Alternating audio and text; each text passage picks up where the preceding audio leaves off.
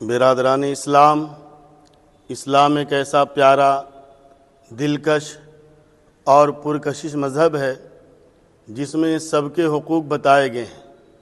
اسلام جہاں ہمیں اولاد کے حقوق بتاتا ہے، اسلام جہاں ہمیں والدین کے حقوق بتاتا ہے، اسلام جہاں ہمیں بھائی بہنوں کے حقوق بتاتا ہے، اسلام جہاں ہمیں مسلمانوں کے حقوق بتاتا ہے، اسلام جہاں ہمیں فرشتوں اور جناتوں کے حقوق بتاتا ہے، وہیں اسلام ہمیں پڑوسی کے حقوق پر بھی کافی زور دیتا ہے۔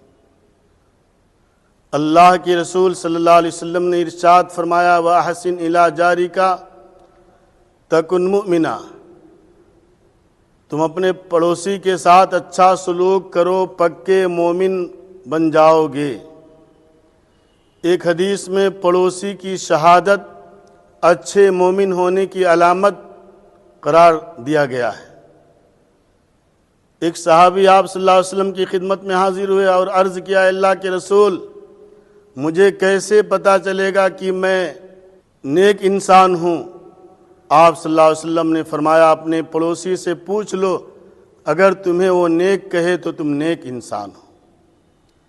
ایک حدیث میں اللہ کے رسول صلی اللہ علیہ وسلم نے ارشاد فرمایا، من کان یؤمن باللہ والیوم الآخر فلیکرم جارہ، جو اللہ پر اور قیامت کے دن پر ایمان رکھتا ہے اس کو چاہیے کہ وہ اپنے پڑوسی کا اکرام کرے، یعنی جس کو اللہ پر یقین ہے اور قیامت کے دن اللہ سے ملاقات ہونے کا یقین ہے کہ اللہ کو منہ دکھانا ہے، وہ اپنے پڑوسی کا اکرام کرے۔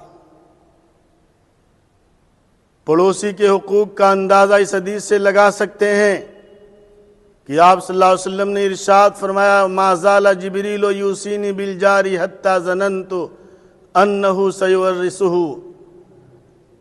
اتنی بار جبریل امین پڑوسی کے حقوق کی تاکید کرنے کے لیے میرے پاس آئے، یہاں تک کہ میں گمان کرنے لگا کہ مرنے کے بعد پڑوسی کو بھی مرنے والے کے وارثوں میں شامل کر لیا جائے گا۔ ایک حدیث پاک میں فرمایا اللہ کے رسول صلی اللہ علیہ وسلم نے، من سعادت المرء الجار الصالح، انسان کی یہ سعادت ہے کہ اسے اچھا پڑوسی مل جائے۔ اللہ کے رسول صلی اللہ علیہ وسلم نے فرمایا، اذا اراد اللہ بعبد خیرا صلح، جب اللہ تعالیٰ کسی بندے کے ساتھ خیر کا ارادہ فرماتا ہے تو اسے میٹھا بنا دیتا ہے۔ صحابہ نے عرض کیا، اللہ کے رسول، میٹھا بنانے کا کیا مطلب؟ فرمایا، اس بندے کو پڑوسیوں کا محبوب بنا دیا جاتا ہے، پڑوسی اسے محبت کرنے لگتے ہیں۔ ایک حدیث میں فرمایا، لیس المؤمن الذی یشبع وجارہ جائع الی جنبہ، وہ شخص سچا اور پکا مومن نہیں جو پیٹ بھر کھائے اور اس کا پڑوسی بھوکا رہے۔ افسوس کا مقام ہے، آج ہمارے گھروں میں سالن خراب ہو جاتے ہیں، کھانا بیکار ہو جاتا ہے، پھل فروٹ سڑ جاتے ہیں، لیکن پڑوسی کو دینے کو توفیق نہیں ملتی، پڑوسی کو دینے کی توفیق نہیں ہوتی۔ اے مسلمانوں، پڑوسی کا خیال کرو۔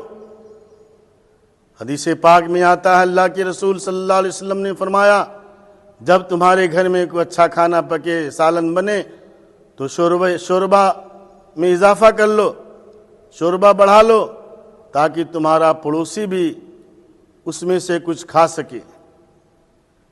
ایک حدیث میں اللہ کے رسول صلی اللہ علیہ وسلم نے فرمایا، اگر تمہارے پڑوسی کا کوئی بچہ کھیلتا ہوا تمہارے گھر میں آ جائے اور تمہارے ہاتھ میں کوئی چیز ہے تو اپنے اس پڑوسی بچے کو دے دو، اس سے آپس میں محبت بڑھے گی۔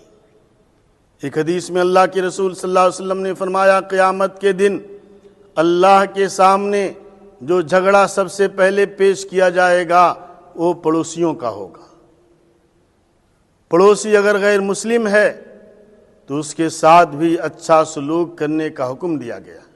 اللہ کے رسول صلی اللہ علیہ وسلم سے ایک صحابی نے فرمایا، اللہ کے رسول، پڑوسی کا مجھ پر کیا حق بنتا ہے؟ فرمایا، اگر وہ بیمار پڑ جائے تو اس کی عیادت کرو، اگر اس کا انتقال ہو جائے تو اس کے جنازے میں شریک ہو، اگر وہ مقروض ہو، پریشان ہو تو اس کی مدد کرو۔ آج ہمارے پڑوس میں کوئی بیمار ہوتا ہے، ہمارا پڑوسی بیمار ہوتا ہے لیکن ہمیں پتہ نہیں چلتا ہے، یہاں تک کہ بعض مرتبہ انتقال ہو جاتا ہے پڑوسی کا، ہمیں پتہ نہیں چلتا ہے، جب رونے کی آواز آتی ہے پڑوس سے تو اس وقت ہمیں معلوم ہوتا ہے کہ پڑوسی کا انتقال ہو گیا۔ لہذا پڑوسیوں کے ساتھ اچھا سلوک کرو، تمہاری ذات سے، تمہاری زبان سے، تمہارے کسی عمل سے تمہارے پڑوسی کو تکلیف نہیں پہنچنی چاہیے۔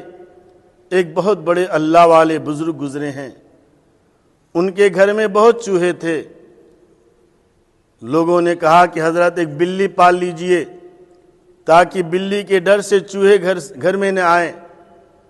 اللہ والے تھے، انہوں نے کہا اگر میں بلی پال لوں گا تو میرے گھر کے جو چوہے ہیں میرے پڑوس کے گھر میں چلے جائیں گے، پڑوسی کو میں تکلیف پہنچانے والا بن جاؤں گا، لہذا میں نہیں چاہتا ہوں کہ بلی پال کر میں اپنے گھر کے چوہوں کو پڑوسی کے گھر میں بھیج دوں۔